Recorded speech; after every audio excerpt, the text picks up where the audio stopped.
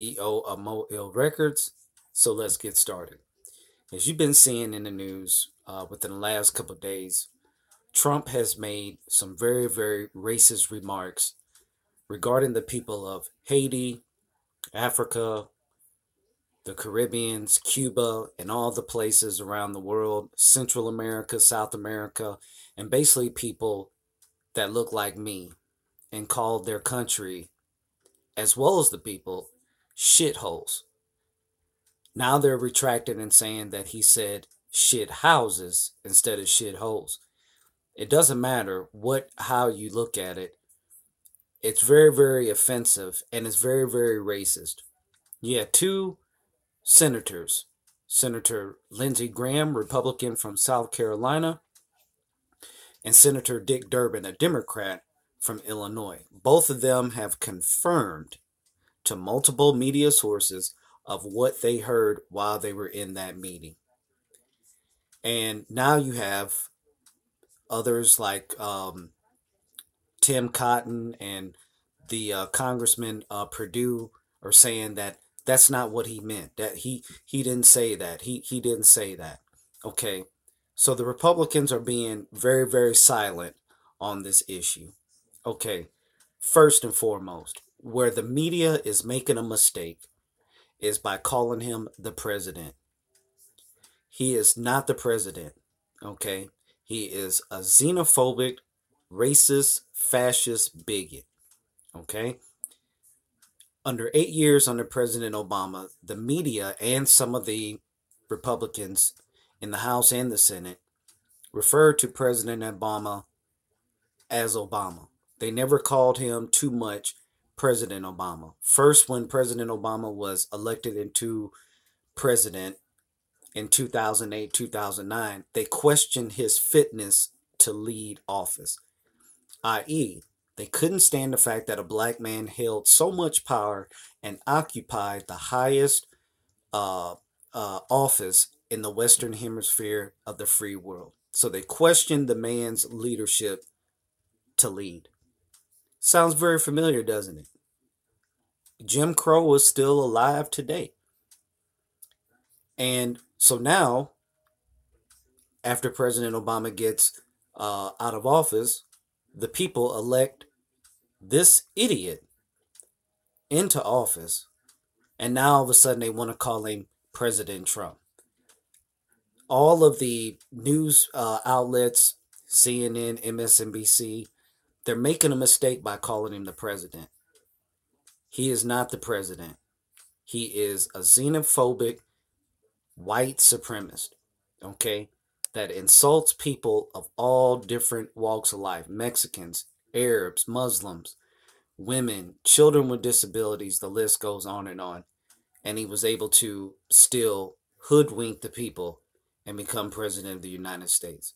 So, a message to CNN and MSNBC: you guys make the mistake by calling this person the president of the United States.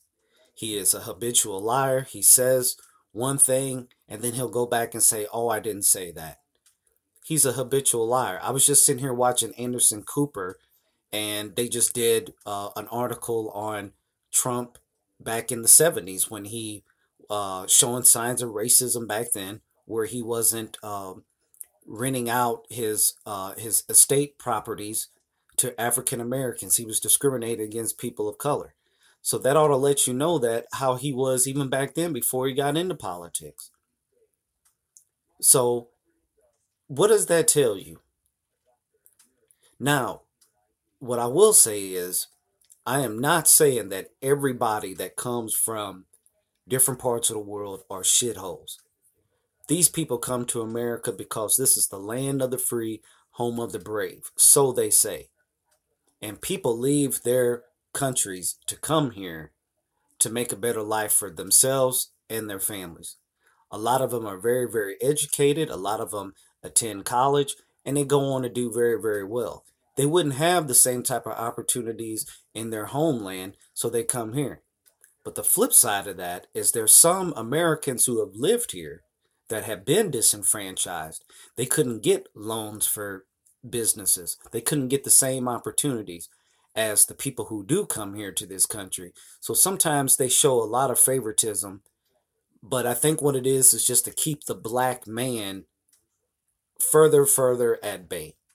So there are some people who come here to this country that to be very successful, but then on the flip side of that, some of the people who come here, they get a lot of them get all the privileges, but the Americans like myself who want to open up a business, we can't get a loan. And then some of the people who come here, they look at us like we're the outcasts, like we don't want to be here. So on it's wrong on each side.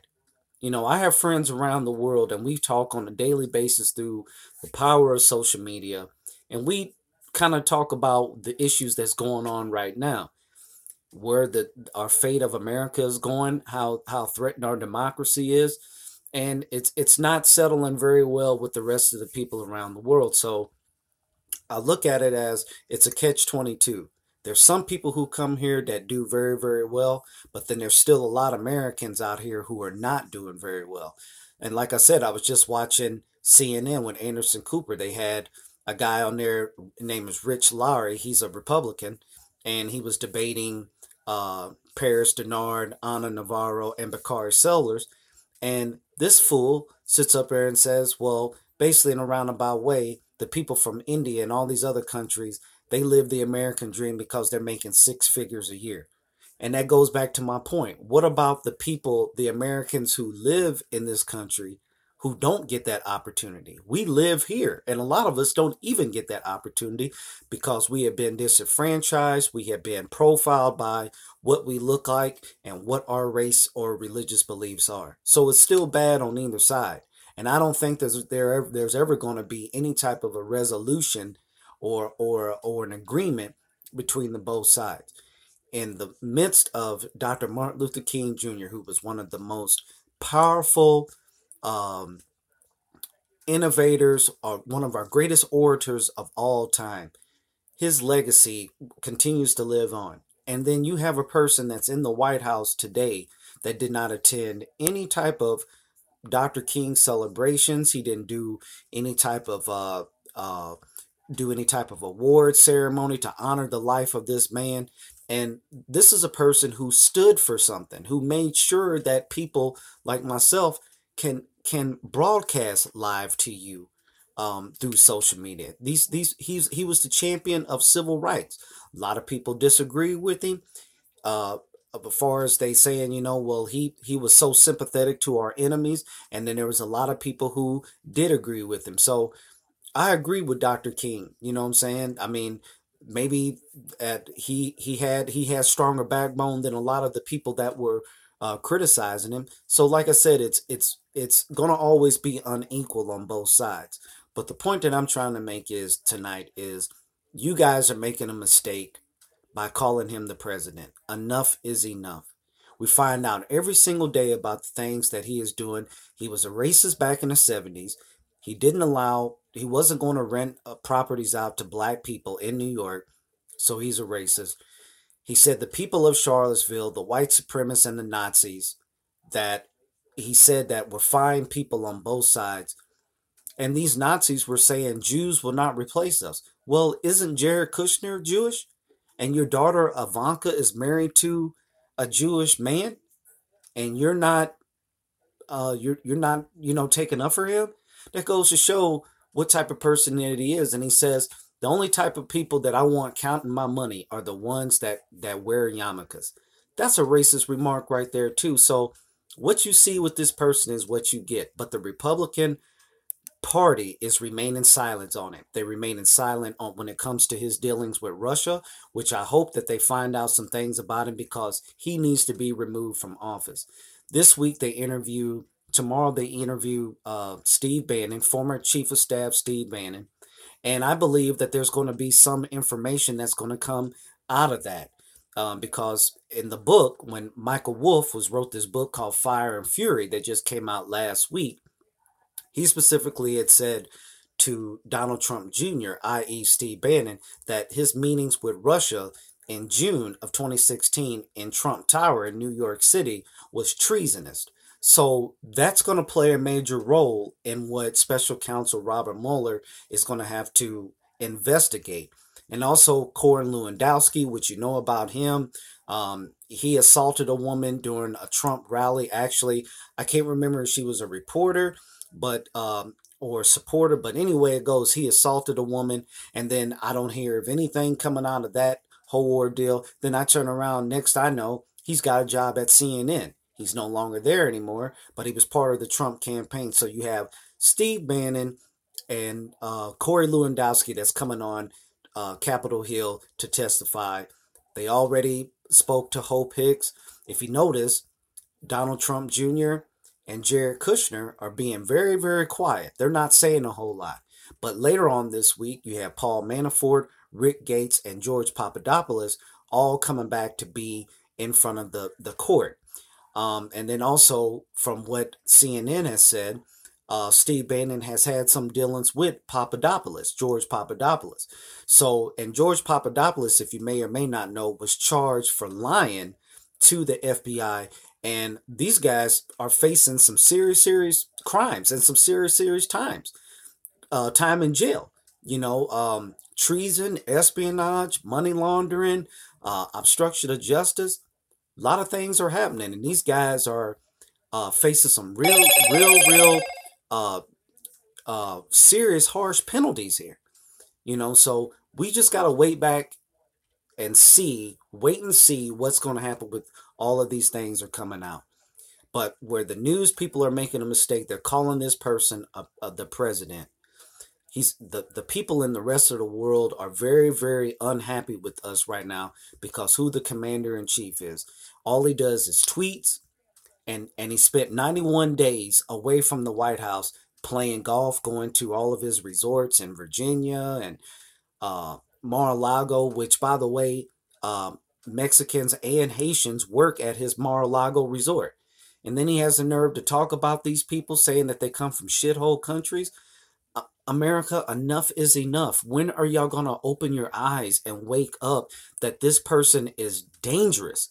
The longer that they keep him in the White House, the more dangerous that he becomes, the more dangerous that it's a threat to our democracy, and it's a dangerous to our diplomacy, and it's a dangerous thing with our alliances around the world. Pretty soon, people are going to be backing away from us because they're not going to want to deal with this anymore. So what's going to happen when we're facing a huge military threat? And as you well known, I think it was either Saturday or Sunday, they had a false alarm for a nuclear missile in Hawaii. Now, don't you find it very, very interesting that these things are going on, and every time that Trump does something, something always happens. Whether it was the Las Vegas shooter, that stuff that happened, excuse me, things that happened there, or you look at the situation that happened in New York where the guy took the Home Depot truck and rammed it through New York City, killing people, injuring people, and then the Texas church shootings, and then all of a sudden you have this false alarm that happens in Hawaii. And you see the people running for their life because they thought that they were going to die. Isn't it very interesting that these things happen in the midst of what we're dealing with when it comes to the White House? I feel that it's a conspiracy. I feel that they have the power to turn it on and to turn it off when they want to, just to see a reaction from the people. And it is very, very dangerous. But America, enough is enough. When are y'all going to wake up? When are black people going to wake up? When are white people going to wake up and realize that this is something that we have never seen in the existence of this country? And you have some black people that are Republicans, which I can't believe that black folks are Republican. A lot of them are still defending this person. You know what I'm saying? It's like, it's kind of, I just don't get it, you know. But America, when is enough? You guys are making a mistake by calling this person the president, and he is not the president. He might be the president for his base, which is Nazis and white supremacists and bigots, but he is not the president of everybody. And how dare him insult the people of all these different countries when America was built on immigration? The fact that you did not attend any services in the honor of Dr. Martin Luther King Jr., which typical presidents have done. You didn't do that because you're a coward. You're a pussy. You know what I'm saying? So America, when is enough is going to be enough? It's so many things that we can go down. The things that he's talking about, the past history that we've had. You know, he talked about the Mexican people saying that they're bringing drugs, crime, they're rapists. He denigrates women. Now he's got all these women coming out saying that he sexually assaulted them. He's paying off $130,000 or more to porn stars and all this stuff like that. And is is that good for our country? What future are our children's children going to have if we don't get rid of this person in the White House? He is a danger to our democracy. He's a danger to the rest of the world. And pretty soon, all these countries is going to be like, no, wait a minute. We don't want to deal with the United States anymore because they got an idiot in the White House. So let me know your thoughts. It's your boy Cobra Immortal, President and CEO of Mo Ill Records. You can find me on Facebook, Instagram, and Twitter. Join the conversation. Thank you, Facebook. Excuse me, YouTube for allowing me to do the live broadcast. And let me know what you think about it. America, when is enough is enough. The people that voted for him are held accountable too. And it's like you are what you eat. You know what I'm saying? How can you be black and support a racist bigot in the White House? How did a TV reality show person become the president of the United States? I'm still trying to figure that out. I just don't understand. Oprah Winfrey, we do not need an Oprah Winfrey president. It'll be a disaster. It'll be worse than what we got in there now. You know what I'm saying? But to insult the people from different parts of the world, saying that they come from shithole countries, that's not cool at all, dude. You know what I'm saying? And you have some people that come over here, and like I was saying earlier in the broadcast, they do better than the ones who live here. I can't go out and get a business loan, but these people that come from overseas, they can get a business loan. I mean, think about it. It's still unfair treatment, but it's all to design to keep the black man at bay, to keep us on the plantation. The plantation is the new penitentiaries. That's the new slave ship on land. But all these tactics are designed to keep black people at bay. There's roughly 47 million black people in America. Imagine if Michael Jordan and Oprah Winfrey, who are billionaires, gave each black person $1 million apiece. That's not going to break them. These people are sitting on billions of dollars. And then they turn around and talk about the black man, saying that they're lazy, they're drug dealers, they're baby makers, they're rapists, they deal with child pornography and all that. But we have been disenfranchised because of who we are. We built this country, and we got our people. Once they get to a certain degree or certain standard, like Oprah Winfrey and Michael Jordan, they leave us behind, and they tell you the same old things. If you work hard in this country, you're going to get an opportunity and you're going to make it. A lot of the American dream is not designed for people that look like me. Maybe you because of who you are, but nobody like me. So let me know what y'all think, man. It's your boy Cobra Immortal signing out. Y'all be easy. Yay! Hey, stay more updates with Cobra Immortal. More news coming out. And I'll holler back at y'all later. Salute. Peace.